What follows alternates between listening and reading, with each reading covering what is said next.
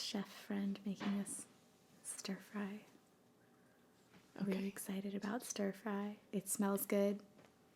And that's not soy sauce. That's coconut aminos. I'm Kaya Abernathy, and I'm here to tell you that's not soy sauce. That's coconut aminos. I'm here with Sally Mae Foster in her wonderful home that she's invited me to, and all of you who are listening on Rappahannock.radio.com. Sally, welcome to the show. Thanks for having me. I'm so excited. Hello, Rappahannock. So you've spent some time in Rappahannock. A little bit. Growing up, my bestie, Ruth Oyster, Okay. grew up in Rappahannock. I know Aaron Oyster fairly well. There you go. Yeah. So, yep. And we had lots of good times. I remember this one time, my dad has lots of fun going out to Rappahannock, Wayne Turner. And he loves his Sperryville Fridays, for sure. Making lots of good friends out there. He actually knew your dad. Really? Mm-hmm. And That's so cool. I told him about this, and he was like, whoa, that's so cool. You know, like, I know them. He feels good about... He probably feels better about this happening than if I were to, like, be on Ellen. Because it's, like, his people. You know what I mean? Like, not that he wouldn't be happy for me if I was happy about something. But it's just a connection. It's close his to home. happy thought. You know, he like, really loves going out to the music there. So that's cool. And I remember one time I was heading out to a house party back in my, college days when I was younger and all that. And I'm heading out. I'm like, hey, I'm going to go hang out with Ruth, house party in Rappahannock. Don't wait up. One of those, like, wave at you. I was probably 20, 21. And he goes, oh, watch out for those parties in Rappahannock. The smoke comes out the windows, not the chimney. And I was like, that's why I'm going. Okay, bye. You're like, yes, the Hannock. Heading there. So, a little bit of your background here.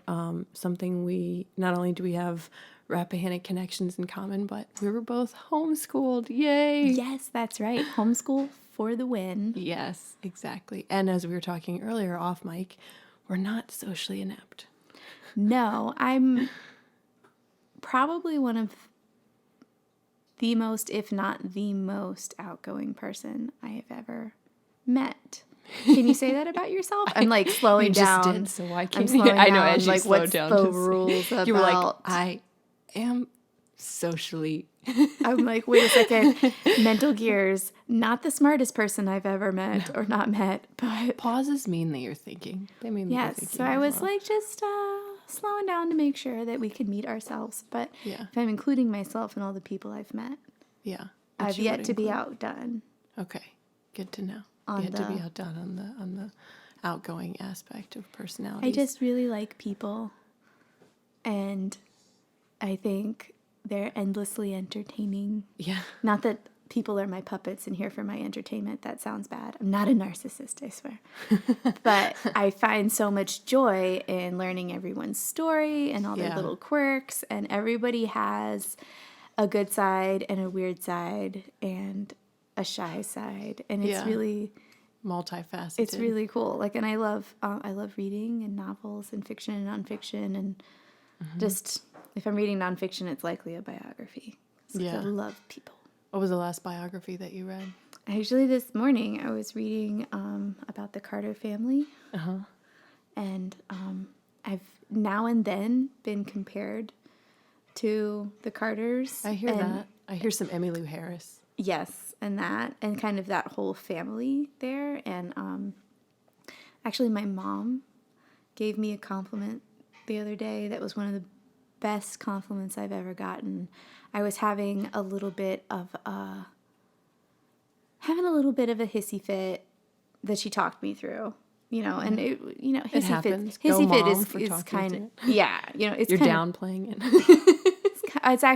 It's a little bit of a big word for a very complicated situation. I'm trying to dumb it down, but I was having a moment, and she's like, "Well, you'll do this thing or that thing with your music," and I was just like, Mom, like market research. I'm getting a little old for this because I'm going to be 34 in a month. Yeah, but let me tell you, for all of the listeners out there, age is just a number, and you're beautiful, and 34 has nothing to do with the amount of talent that you have and that you can provide to the world. But I get what you're saying. In this business, in the entertainment business, they want you to look like you're, sweet 16 forever. Oh, sweet 16 and like no acne, no cellulite. Right. Definitely So, not above a size 10. porcelain figure. Yeah. Whatever. So all that being said, these rules get broken all the time, but I would love to share my music on bigger than a local level. Mm-hmm. Yeah, that's what you're working towards career-wise. And I was thinking about that, and I was sharing about feeling discouraged, and she was like, I don't know about that. And then she goes to drive home and she sends me this text and she's like, hey, on the way home, I was thinking a lot of your lyrics, they hit me and they have melody and they have a truth to them, a lot like a Johnny Cash song. Mm-hmm. And she was like, you have that. You have that, and no amount of getting another spin around the sun is going to take that away. Another year older is not going to take away. If anything, it's just going to get better. Right. And she was like, he was writing, I was listening to him write music up until when he died at a ripe old age, and like that, if you want that, that lies ahead of you in your life path. And don't let something like American misogynistic Idol change your mind. industry driven articles, change my mind or make me see myself in a poor light. And I was like, that's really cool, Mom. Thanks. She was Yay, Mom. She's a good mom. She said a lot of better stuff too. But so when you were being homeschooled, were your parents supportive of your music, your love of music? I've seen you have on your website that you've been playing for over 10 years. So, you've been doing this for a while. What's the prologue here? Where did you, why music? Why is it such an integral part of your existence? I think because my parents are musical and I grew up around, like my uncle, they would get together with him. One of my uncles was very musical and would write songs, and we did home church and lots of singing, but it wasn't singing songs other people had written so much as singing praise and worship songs that my uncle and other hymns people had written ourselves. Beautiful. And so it was just this pivotal moment of like, understanding before I had my personality, ingrained like age 5 or 8 or whenever the psychologists have decided when that is. But in my formative years, it was totally normal for someone to write a song that was deeply moving to them about the most important inner heart of their life and sing it at the top of their lungs with all of their best friends joining in. Like, this is totally normal. This is normal life. And it should be. I like that. That's yeah.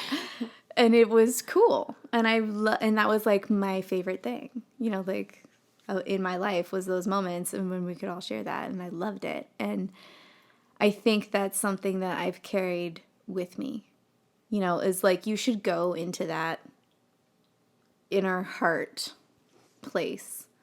Yeah. And you should be creative on your own and make something worthy, that you're happy with, and then go sing it at the top of your lungs in a room full of your friends and get them to play along. I think that's a great thing to do. It's a great life model. Very empowering. Yeah. Yeah. Very inspiring. Recently, I actually got to do a little bit of a songwriter thing, and I had my uncle come out. I was like, hey, why don't you see if he'll come out and do one of his praise and worship songs. He actually wrote some other funny songs. And it was like one of the best compliments when we were talking afterwards, and he was like, I really like your songs, like, and all of this and that. And I was just like, wow, like, yeah, you looked up to him and now he's returning the favor. And he's just like very moved and into it. And I'm just like, whoa, that feels really good. Yeah. Speaking of being moved, your music is very powerful. and I want to talk a little bit about the songs that you're going to feature on the show today. So you have a couple of songs that are on your new EP. We have one. We Okay. did one. And Yeah. that one is a huge one for me. For Reckless Heart, Off the Reckless Heart EP. and that's Regret. And it's the song Regret, yeah. And so that song, what's the perspective from that? Like, you are regret, you are like, it's such a fascinating point of view, and I wanted to get a little bit more before we play the song from you about how you Right. came up with that. I was thinking about writing on a theme. And I was thinking about what is one of the, if not the most universal feelings. Because not everyone has fallen in love. We have all of these love songs. Not everyone has ever felt that, And I'm like, well, maybe hate. And I'm like, no, a lot of people don't have that either. And then the next one I thought of was regret. And I was like, ooh. Yeah. Yeah, I think anybody that actually has language has probably felt regret. Yeah. I think that's if you can hear and understand this song, you have felt this emotion. So, or this been in this scenario, because it's more than just an emotion. Yeah. It's because we're caught Sort in of a state of mind. we're caught in time. Yeah. It's the human condition. Yeah. It's beyond even just like, oh, I'm in this moment, but it's like I was in a moment. Yeah. It's sort of that if only I could get back to, if only I could, thinking that some sort of imperfection that you're, either creating in your mind or that you think you have or you may have can be fixed by somehow going back to it, given place and being able to be there and redo that. Yeah. And then you're living the now in the past. And this is regret, and it can really, really draw you down really bad. And something that I always want to bring to the table with my writing and with what I share with my friends and the way that I live my life, like if I could be remembered for one thing and we forgot everything else, it would be, it's all in the way that you frame it. If you just frame it in a better way, there you go. And if it's what every mistake you've ever made, you can learn from it or you can not. That kind of thing of just like, well, she really learned from her mistake. Yeah, she made a million of them, but she really learned from them. She was a great example in that. Like, Yeah. and not that I'm never going to make the same mistake twice, but just, Yeah. Growth.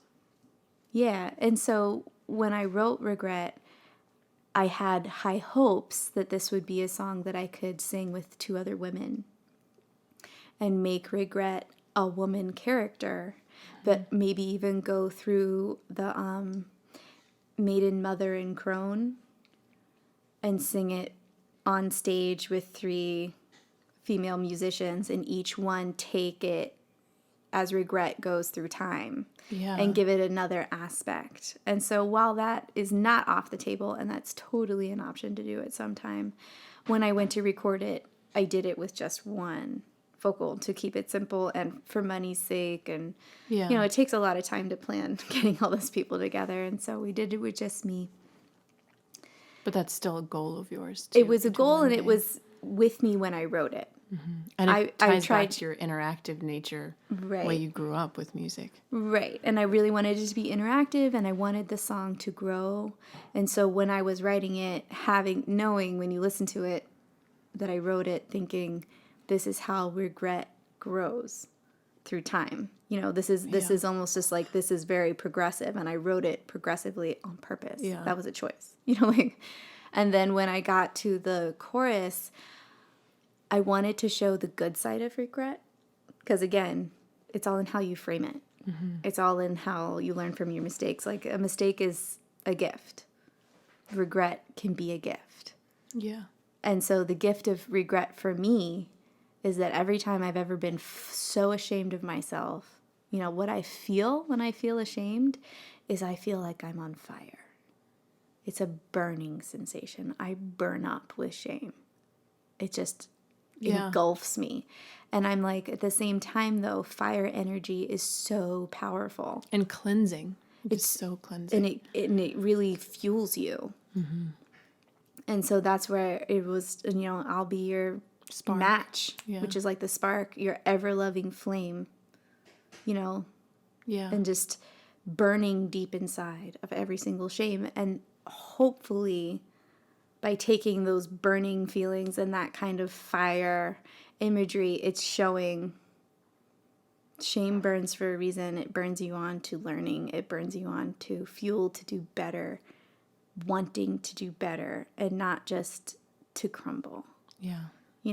And just like there are plenty of people who regret their actions so much that they have given up. Yeah, you can't move forward.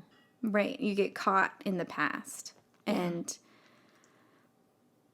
hopefully by, sharing this and like people who hear it and like, man, regret, and they're thinking about the things they regret when they get to the chorus, it'll be like, I'll be your match. Yeah.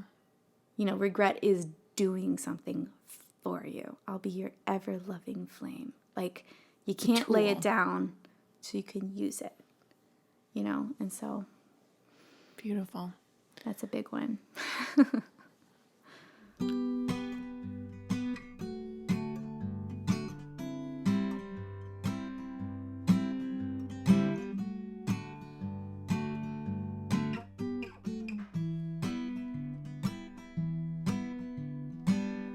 Hey, honey, the name's regret. Well, how do you do?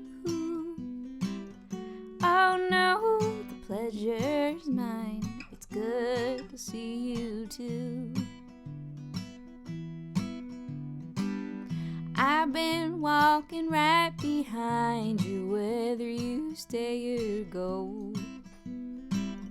I will always haunt your mind, you already know.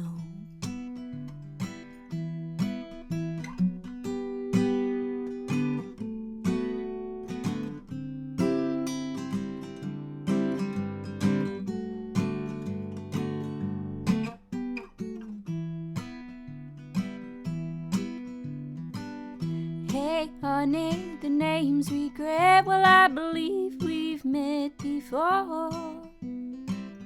Just after your lover left and you woke up on the floor.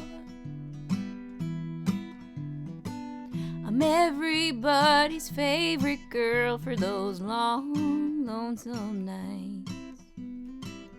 No one else knows you half so well or holds you quite so tight. And I'll be your match, I'll be your ever-loving flame, burning down deep inside every little shame. Hey, honey, the name's regret. Will introduce me to your friends. Can't keep me off to yourself and all those bitter ends. I saw each and every ruthless word above your head. I know every single reason you wish you were dead. And I'll be your match, I'll be your ever-loving flame, burning down deep inside every little shame.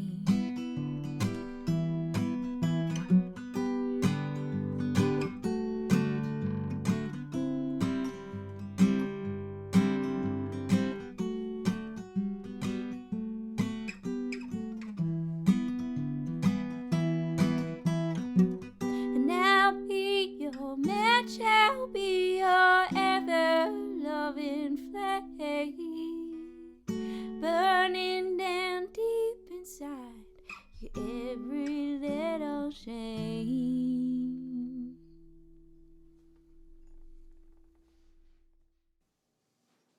Burning down deep inside your every little shame. Wow. How long ago did you write that? I wrote Regret March of 2018. Okay. So just over a year. Yeah. So the next song that we want to play is Making Decisions. And one of the things that I find really fascinating about you as an artist is that you use the harmonica, which is, a blast from the past. You never hear it anymore. You really don't.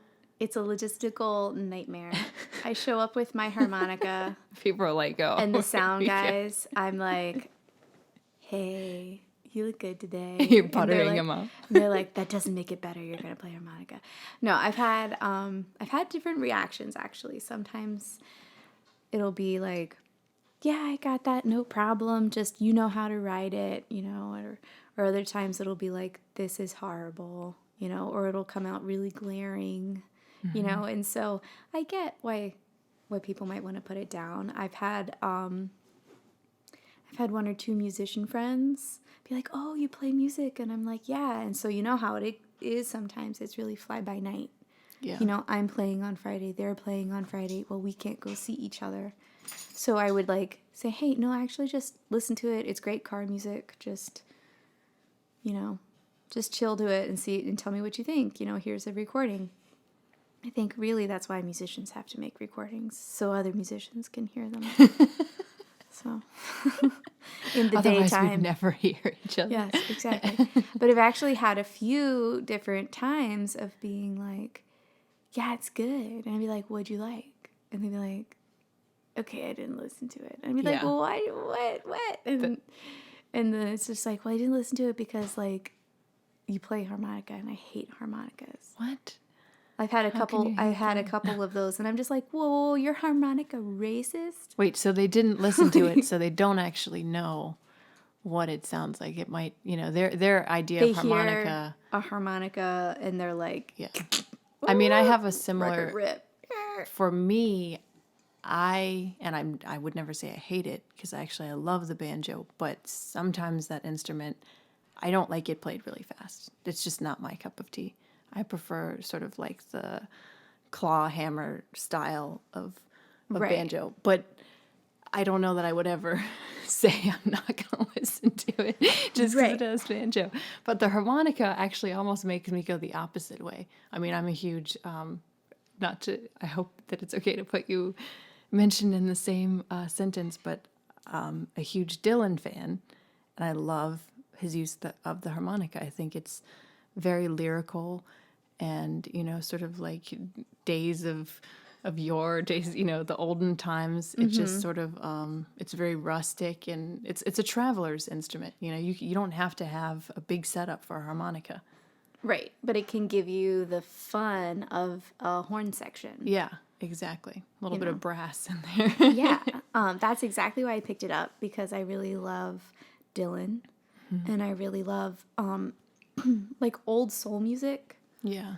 And a lot of that stuff, there's some point where you get a little bit of horn coming in, a little bit of soul coming in, or a little bit of backup. And I mean, it's hard sometimes. It's like my harmonicas for me are both my soul sisters on the side and my horn section. This is how I really I'm boosting it. I'm really trying to give you something, guys. Yeah, you're amping it up, making a little icing on the cake. Yeah.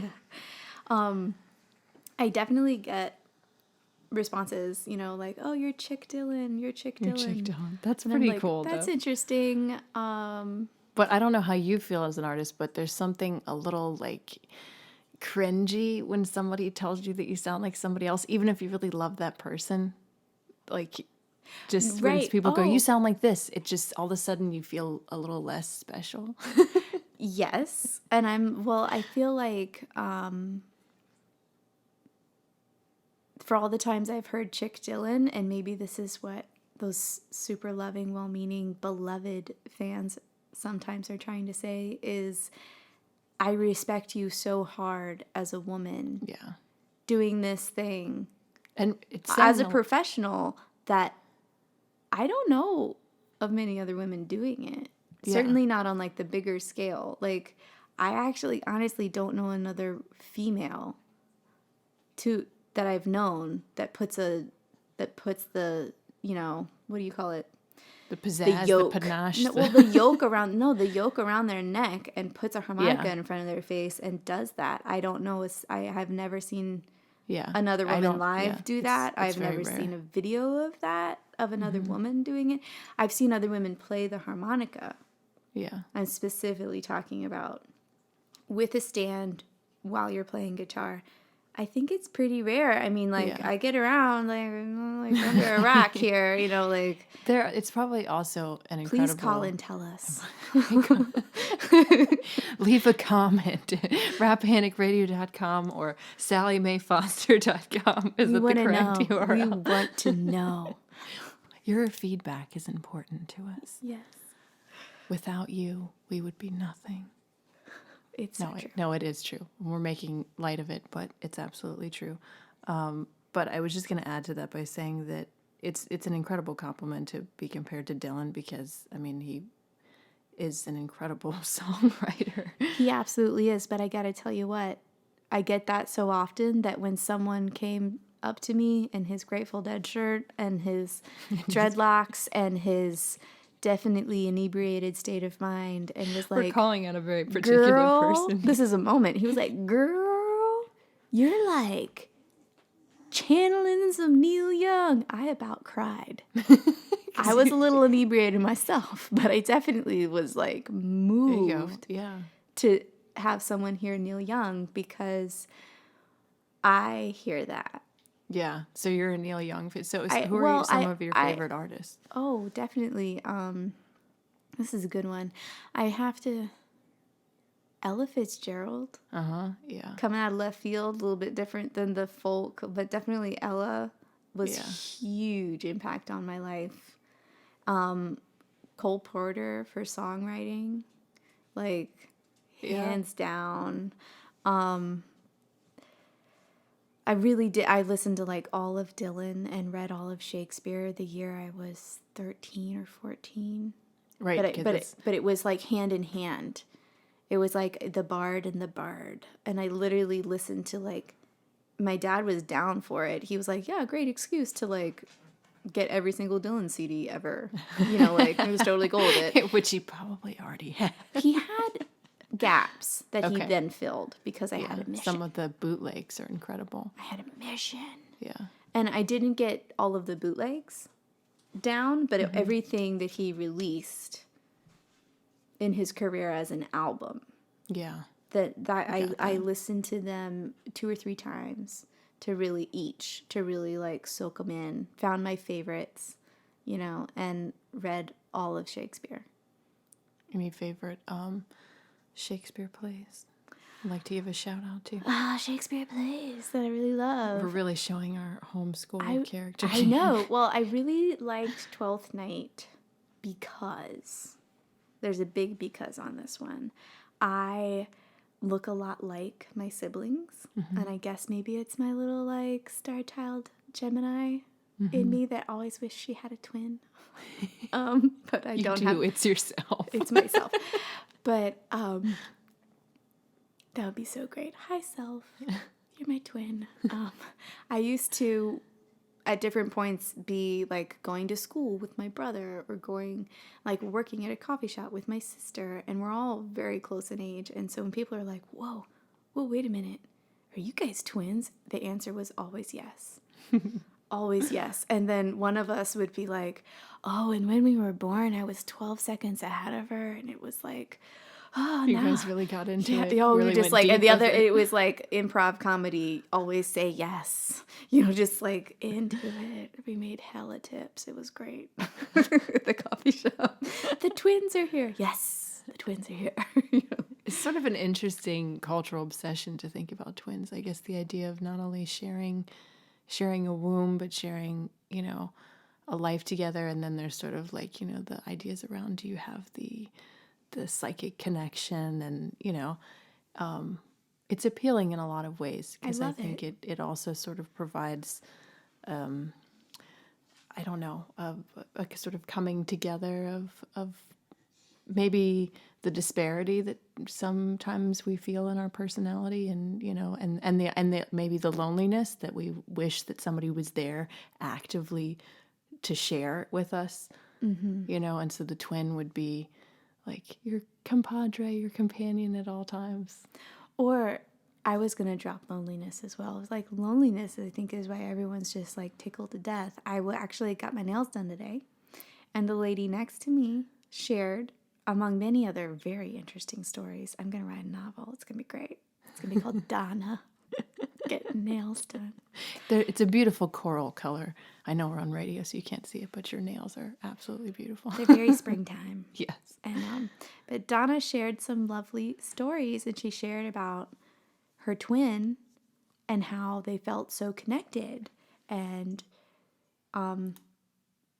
that he passed when they were 60. And somewhere in the middle of her sharing about, oh, he felt her labor pains and she felt his foot break and their connection, I got so happy. I just felt this joy, and I knew it was coming from her. She had so much joy in her life having had this twin, and even though she was telling these snarky, sassy kind of stories, thinking about him brought her joy. Yeah. And it was really cool. And I was like, see, that's what it is. That's why twins are special, is that beautiful connection. And I definitely feel like I could twin up with any of my 5 siblings. And I claim them all like twins, given any opportunity. They're great, so for sure. Okay, so we're going to play Making Decisions now. This one I love to intro with these lines in the verses were taken from actual conversation with a well-meaning stranger who was giving me a lot of unsolicited advice about what to do with my life and my body. And some of the more PG versions got in, and the takes. And so this is your reaction, your mental reaction to hearing all this from this person who was giving this unsolicited told me I advice. needed to make some decisions. And I was like, whoa, really? You really think I do? But then I felt like there was a kernel of truth in it. Maybe not the truth he wanted, but there was just enough truth and humor that I was like, I could jot that down and write something to it. And I really liked the music that came out of it. So it was one of those moments when I really liked the groove, but then when I added the harmonica, I was like, "Whoo, boy, howdy, I like that." I was like, keep her hot. We're ready for this one then.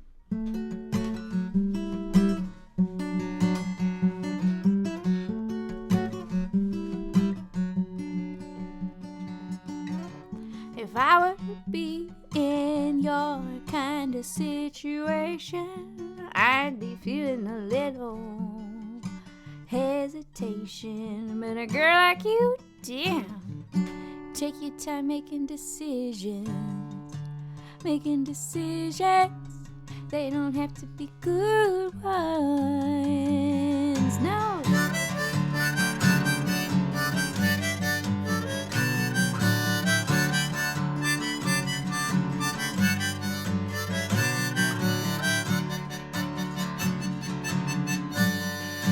Making decisions, they don't gotta be good ones.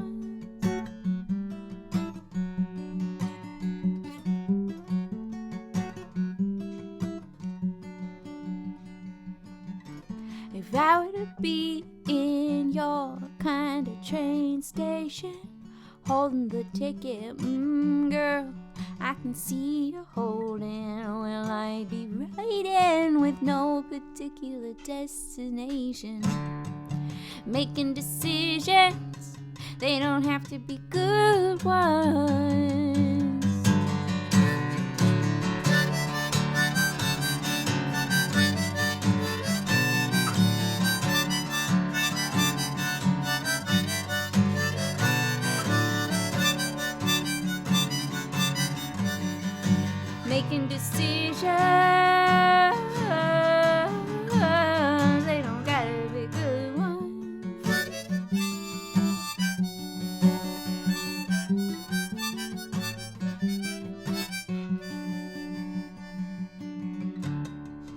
making decisions.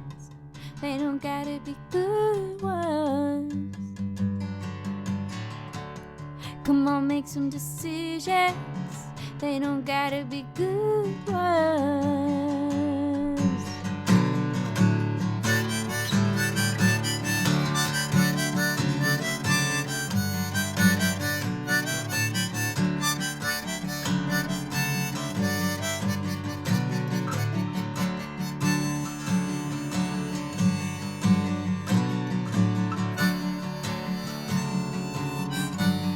Come on, make some decisions. They don't gotta be good ones.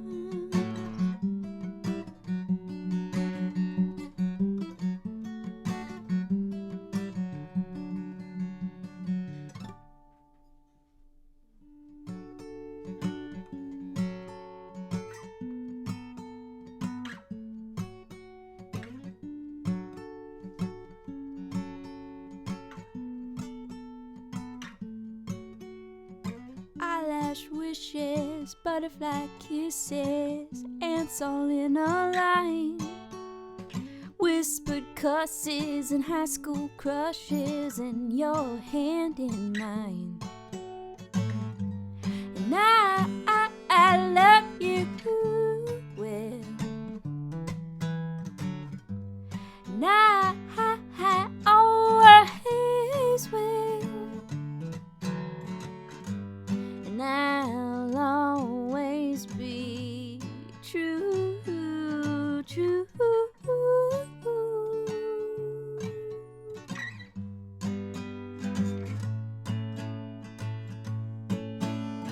Hits and misses, near successes, not from lack of trying. Shoulder brushes and bright red blushes, and our souls taking flight. And I love you well. And I always will. And I'll always be true, true.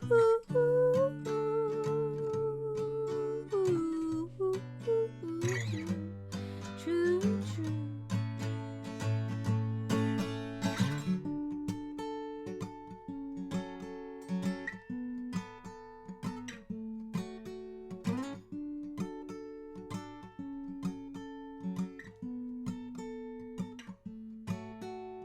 Shoulda, woulda, wished I coulda set everything right. It's these times my clock unwinds and I can't sleep at night. But I love you well. And I always will. And I'll always be true, true. True,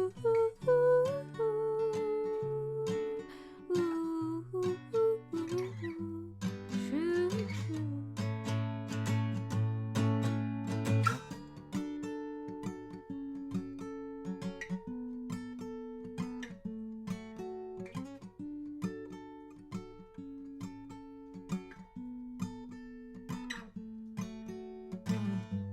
And I love you well.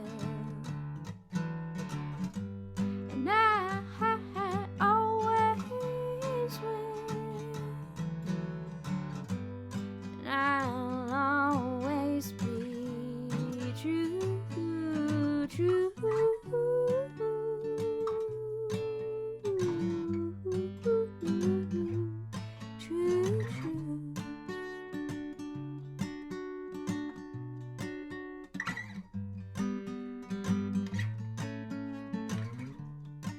All right, this one is a super sad song.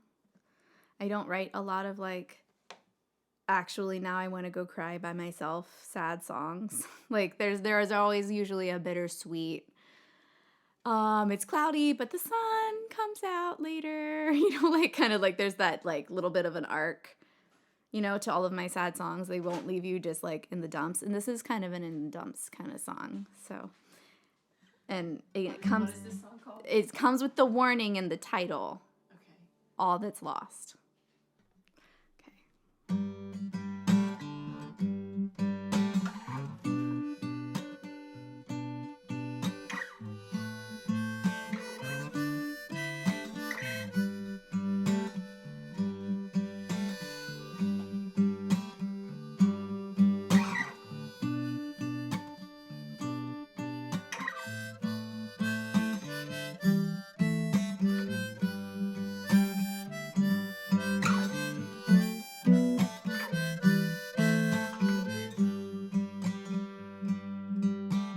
What I have and what I need are two different things, and I don't ever get enough. What I give and what I get, they're two different things, and I won't ever get enough. And I'm so torn up, more for what I'll never have than what's gone. And it's too bad, babe. All we'll never have and all that's lost. Oh, all we'll never have and all that's lost.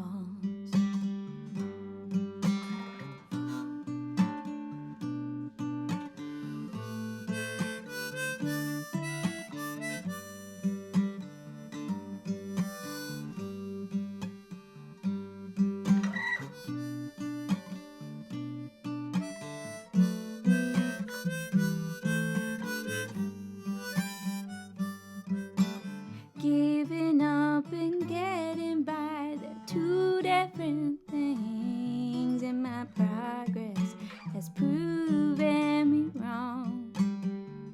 I say giving up and getting by, they're two different things, and my progress, it's proven me wrong. Still I'm so torn up, more for what I'll never have than what's gone. And it's too bad, babe. All we'll never have and all that's lost. Oh, all we'll never have and all that's lost.